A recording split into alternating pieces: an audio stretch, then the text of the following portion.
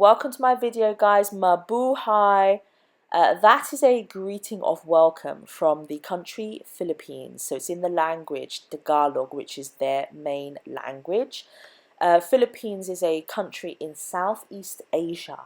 And I mention Philippines because I have noticed that a lot of my viewers are from the Philippines. And that really touches me because I'm happy to share with all of you that I come from a very, very mixed background.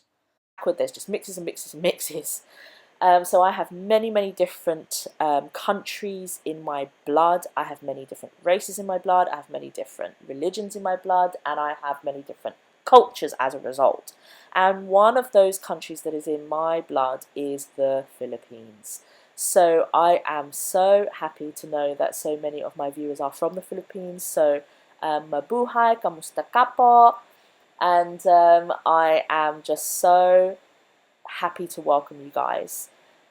So please subscribe to my channel, show some support for your kaibigan, for your friend, and for all my other viewers out there, check out the Philippines. If you haven't been, please go and visit. It's a Pacific island tropical paradise.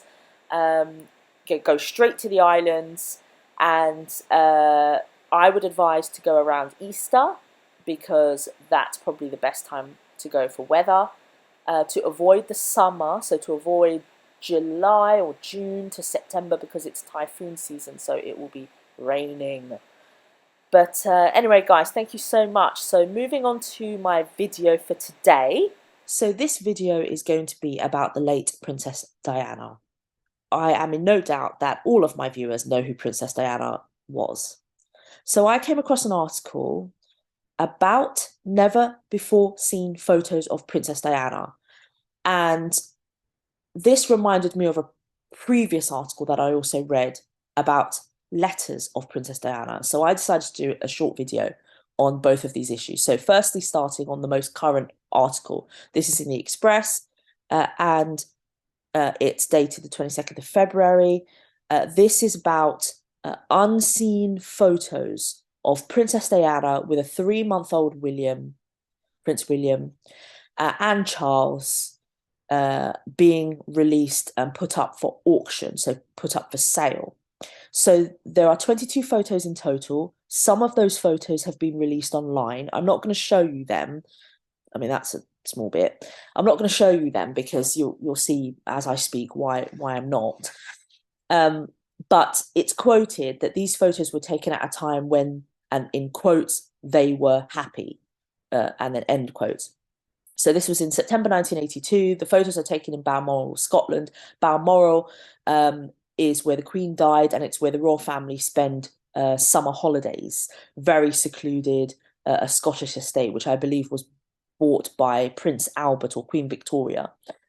So, as I said, there are 22 photos. I'm not sure if all the photos have been released online, but a few of them have. And the photos are very beautiful.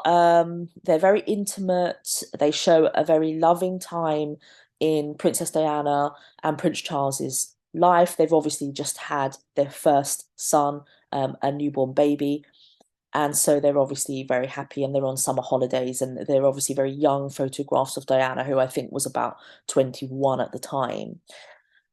So they are very beautiful. They do show a different perspective from what people widely know as a very unhappy marriage. It does show a different perspective because it shows a very intimate family, happy time on their summer holidays. So these are photos that have been released by a third party. They're not released by the royal household, they're released by a third party, and I believe they were taken by a third party.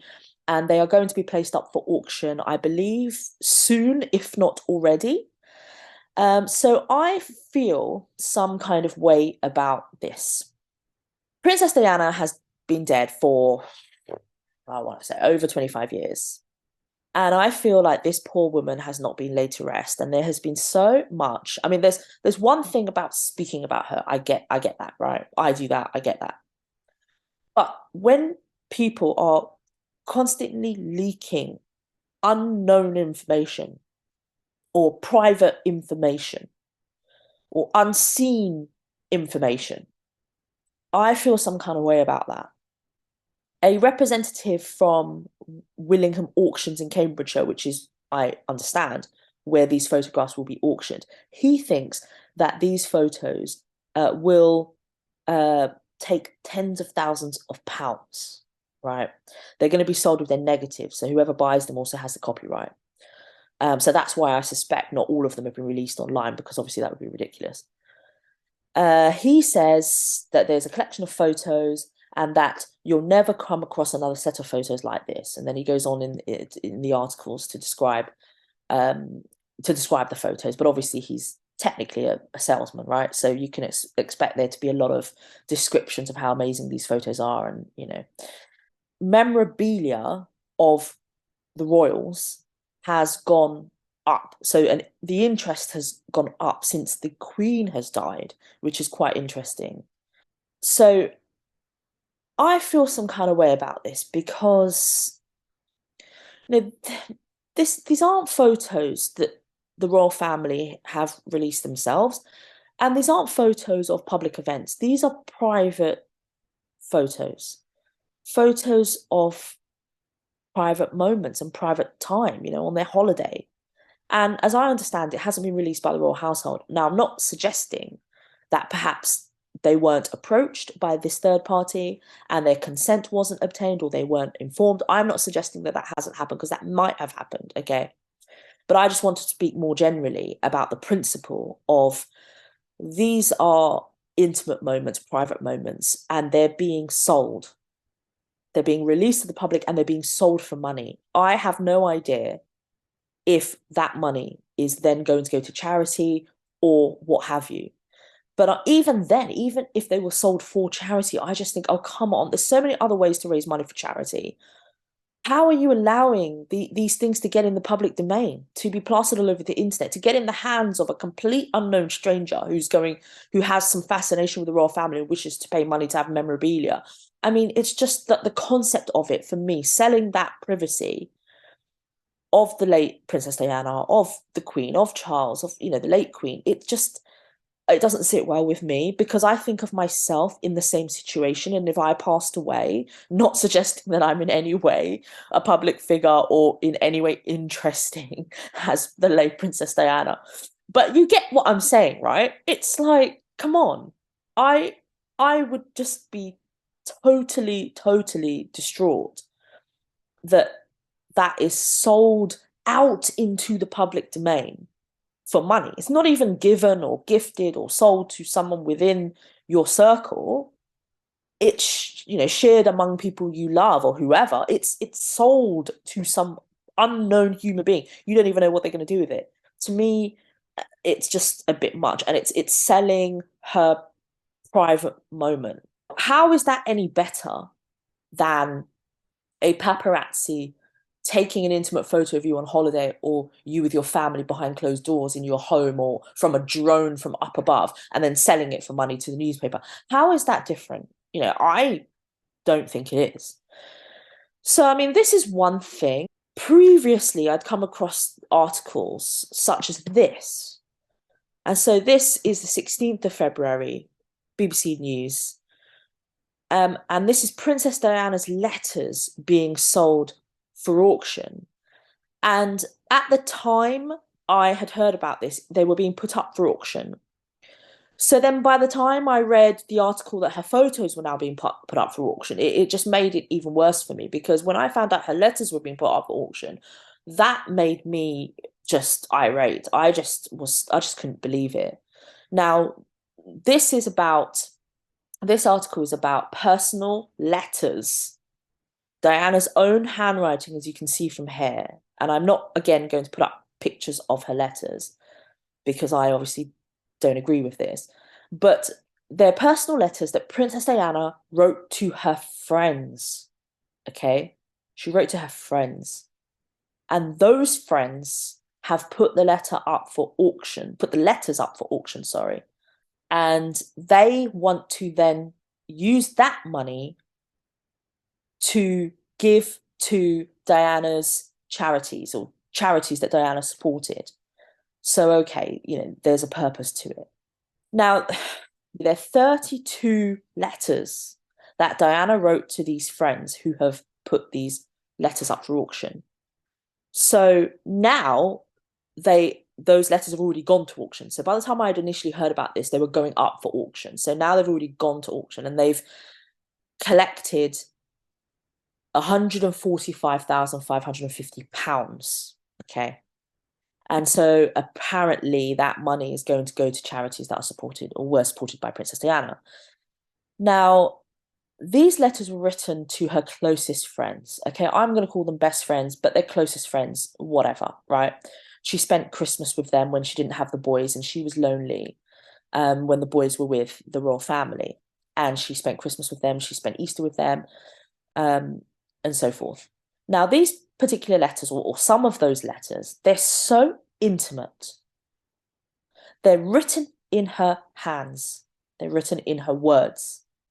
And they are so intimate that a lot of them were written at a time when she was going through her divorce with Prince Charles. She writes about her torment, about her despair, about how ugly the divorce was to Prince Charles, or is at the time she was writing, and what she was going through. And she sought the support and the advice from her friends throughout that split. And now those friends have sold those letters. Okay, those letters, and I believe there's message cards as well. She describes the negotiations over the divorce settlement. She describes how the negotiations left her on her knees. She criticizes the royal family for leaving her isolated. She writes about her fears, about her phone being bugged. And I know I'm going through some of the details, which kind of contradicts what I'm now saying, but obviously I can't talk about it without talking about it, if you get my drift. I can't not talk about the contents without explaining why I feel this way. Because if you just imagine Princess Diana confided in these friends at the lowest part of her life. And at the lowest time of your life, you're very emotional. Your mental health is probably really low.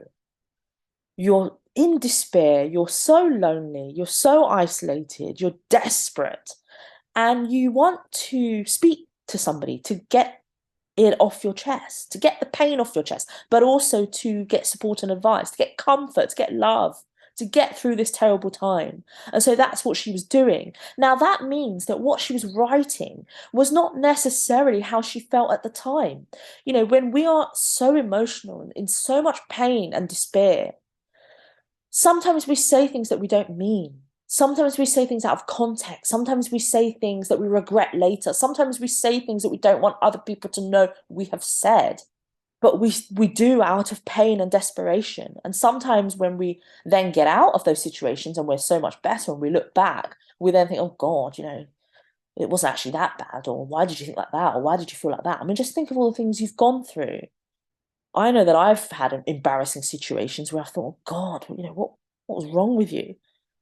And if how I felt or things that I said were plastered all over the world, I would be absolutely embarrassed. And I feel for Princess Diana because she most likely didn't intend for any of this to get out. And if you think about the timing, this was also the time when she had been manipulated by Bashir and the BBC to conduct her interview with Panorama. And it's been widely known that she was lied to about many, many things. And her interpretation of what is happening is distorted because of the lies that she was being told. So, like, for example, her fears that her phone was being bugged. Well, are those one of the lies that she was being told? That your phone is being bugged, that you're being watched, that you're being followed? Were those one of the lies that she was being told in order to have her paranoia at such a heightened level that she would do the interview, that she would want to fight back, that she would want to have her say? Prince William said it quite eloquently in his speech after the determination of the judge who looked at the BBC's conduct and Bashir's conduct around the Panorama interview, and he said it quite clearly that, he does think, and I'm paraphrasing, but he does think that the lies had contributed to her heightened level of paranoia that he remembers in those last days that he spent with his mum. So you can only imagine what was going through her mind when she wrote these letters to her friends. And for that now to be put on the public domain, I think that's such an invasion of her privacy. But also, it puts information out there in the public domain, which may not be accurate and factual. And Diana has so many supporters and people who love her, who will then look at her words without hearing from her, and they will think, oh my God, this is true. And then they will create an opinion as to what was happening, not hearing from Charles, not hearing from the royal family, not hearing from Diana herself about these letters. And it's a shame. It's a shame. Then more information gets out there. You have information like the Crown and their narrative and people thinking that's factual, and then more and more of this information comes out, against the royal family or against Charles, and it's not necessarily the truth. You've got to remember there's always two sides to every single story, and all you're hearing is one. More importantly, I'm saddened that her privacy is out there. Her private thoughts, her private feelings are out there. Unfortunately, this isn't the first time it's happened. I've read other articles where there's been unpublished photos being put up for sale. I guess people do have to make a living. I guess this isn't the first time, it won't be the last time. I guess the only good thing to come out of this is that at least the money is going to charity. And I understand from the family or the friends who owned the letters, that they felt a huge responsibility having these letters and these cards and Diana's words and her feelings. They felt a huge responsibility carrying that and keeping that. And they didn't want to carry on that responsibility or pass that responsibility onto their children or their grandchildren, or for owning these documents. And I can kind of see that as well. If you've got these intimate words of someone really, really famous as to their feelings about a situation, and they're so famous, there may be a desire for you to get your friend's side of the story out there, or your friend's words and feelings out there, because you see that as truth, you see that as her truth, if there's such a thing. And I can see that in a way you do want your friend's words out there, and they've done the right thing by then wanting to give that money to her charities or charities that she supports. So, I can see that. But I don't know, when I first saw this article about her letters being released, it just didn't sit well with me. And then to see, only a week or so later that photos were being released, I don't know, doesn't sit well with me. But there we are. As I said, won't be the last time, and it certainly wasn't the first. So thank you guys. I'm going to leave it there, and please subscribe to my channel so that my channel can grow and I can make more videos. And please feel free to comment on any videos or topics that you wish for me to make or talk about. So thank you guys so much for your support, and I hope you have a very good weekend.